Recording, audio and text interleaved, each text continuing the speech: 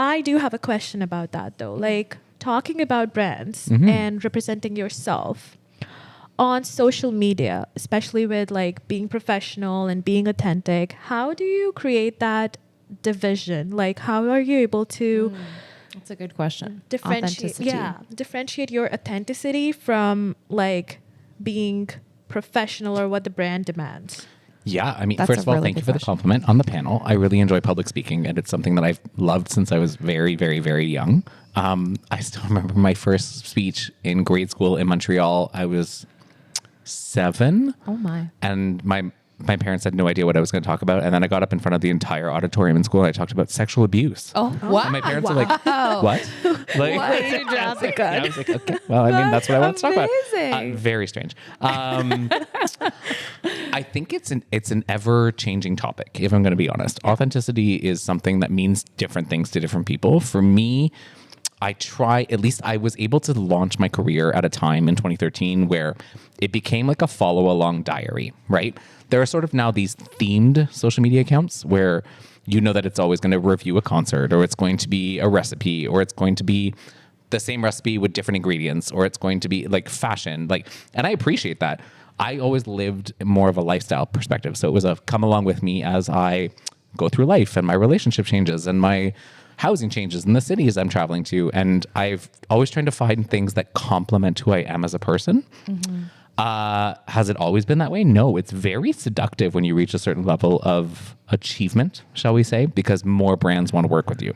So then it's my shoes are paid, my clothing's paid, my hair is paid, my trip is paid, my hotel's paid. And it's like you lose a little bit of your voice in that. So I think it's always finding that balance and being aligned with brands that speak to who you are as well. Because I say no to a lot of things. Like a lot of things I just don't want to represent. Like it's an uncomfortable subject matter and I don't want to sort of breach into that. Or I don't represent that community or that experience and I can't speak for it. Right? Yeah. Like I had to call you the other day because I was like, this company wants me to do this thing in a magazine. Super strange. And I don't know what I was thinking, but I think it was the title that they were calling it or something that was so appealing. And I'm thinking, I am so outside of my comfort zone. How long have you been in what do we call it? The industry? How long Yeah. have you So in I've the been a industry member for? of the media. We'll say that because back when I launched, I was deemed the title for bloggers or content creators or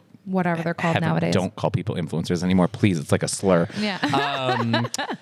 I started in 2013, so it's been 11 years. Wow, actually. 11 years. Yeah, Okay. which is a long fucking time. Yeah, that is. I mean, especially considering like YouTube only.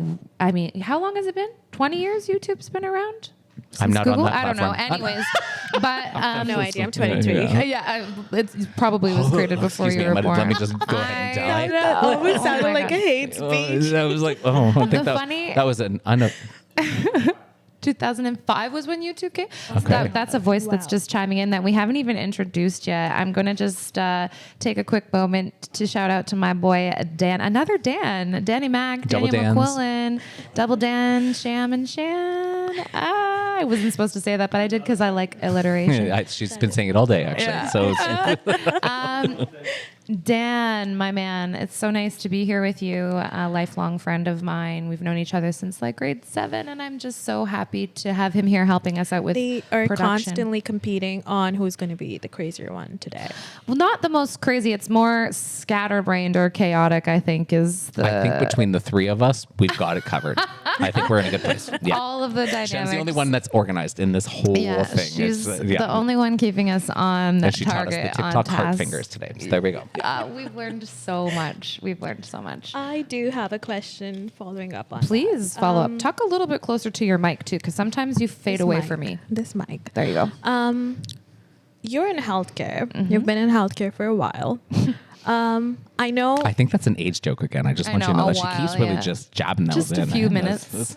I'm not trying to.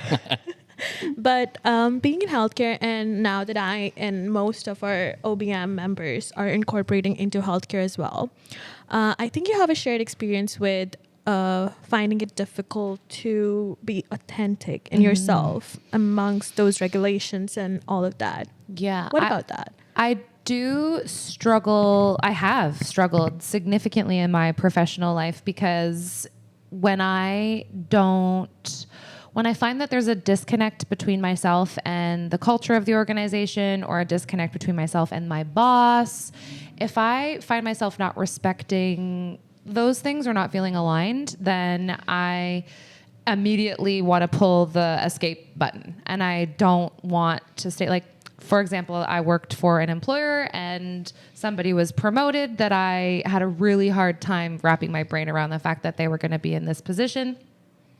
And it gave me an icky feeling. Like, it just gave me a really icky feeling. And I didn't care that I was leaving my role to move on. Like, I didn't care what that looked like logistically or on LinkedIn or whatever. I didn't care. I had only been there for a year, but I just couldn't see myself aligning with that organization any longer. And I mean, now, fast forward, I've finally been properly diagnosed neurodivergent. So I have discovered a lot of things about myself in the last couple of years that explain why I am so resistant to certain. Thank you. But why I am so resistant to certain types of authority, and why I am a justice seeker, and why I feel so strongly about change management and inclusivity and diversity, because I feel like I had a really hard time fitting into the boxes that were created in a professional landscape, especially in healthcare. I have a very hard time being phony baloney. I can't. Like, it's very, very hard for me to have phony small talk conversations. And I don't know. I did really struggle. Despite having a very successful career in healthcare, it did not come without its challenges, for sure.